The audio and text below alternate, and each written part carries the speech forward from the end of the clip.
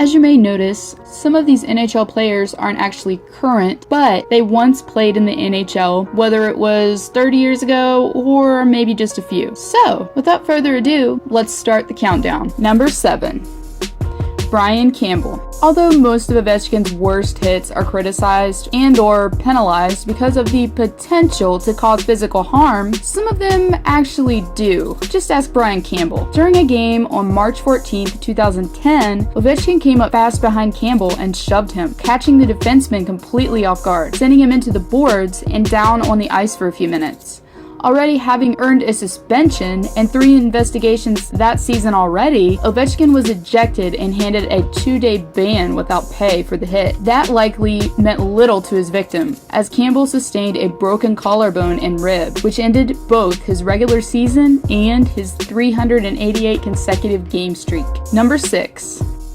Tim Gleason. On November 30th of 2009, Ovechkin had a knee-to-knee collision with Carolina Hurricanes defenseman Tim Gleason, which resulted in a 5-minute major for Ovechkin, a game misconduct call by the officials on the ice, and a 2-day suspension without pay. It was his second of the year after a similar collision with Sergei Gonchar. Luckily, Gleason was okay, and Ovechkin later apologized, saying, "I'm glad that Tim wasn't injured because I never ever want to see anyone get hurt." The whole thing seemed to be put to rest, but only 2 weeks later, the two teams met again, and Gleason took a stick to the face, also courtesy of Ovechkin. He wasn't as lucky this time, requiring 30 stitches and the temporary use of a full face shield. Not exactly a great way to show one's remorse. It must have been awkward when Gleason was acquired as a rental player a few seasons ago by Washington.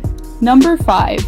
Evgeni Malkin. Alex Ovechkin and Pittsburgh Penguins forward Evgeni Malkin have a lot in common. They are both Russian. Malkin was picked immediately after Ovechkin in the 2004 NHL draft, and the two were good friends and roommates during the 2006 Winter Olympics in Turin.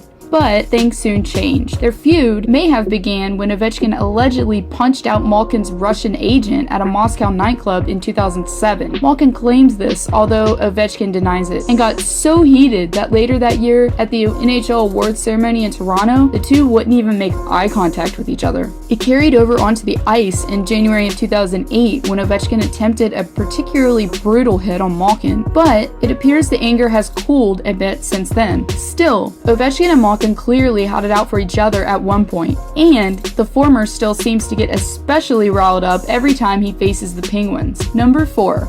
Don Cherry.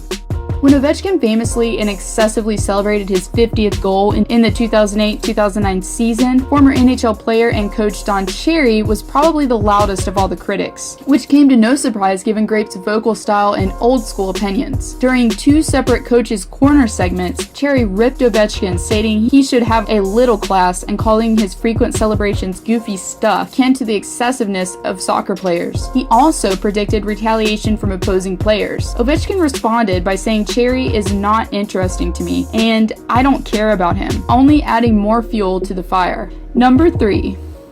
Mike Milbury. On February 27th of 2013, the Philadelphia Flyers defeated Alex Ovechkin's Capitals by a score of 4-1. But NHL on NBC sportscaster Mike Milbury didn't even wait till the end of the game before ripping into the Caps captain. Among his numerous complaints, Milbury criticized Ovechkin for his senseless blind pass, having no fight along the wall and acting like a baby, during what he deemed ridiculous embellishment. "Get up and act like a man, for God's sake," he said. Overall, Milbury called it inexcusable and unacceptable, and an awful display of hockey, adding that Ovechkin should be embarrassed by this, and so should his teammates. Number 2.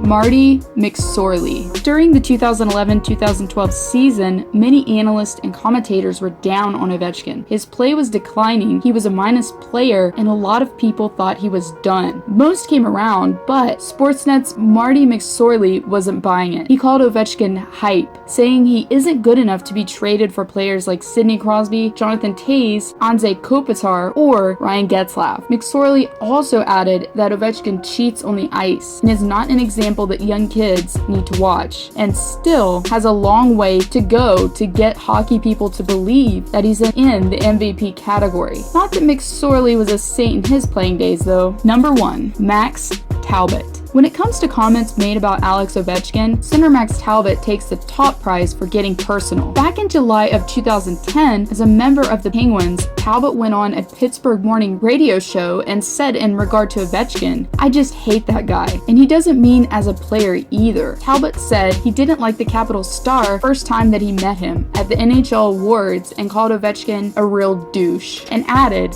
and he was happy that Ovechkin wouldn't be playing in the Winter Classic. Luckily for Talbot, he won't have to face Ovechkin anytime soon, as he's currently retired.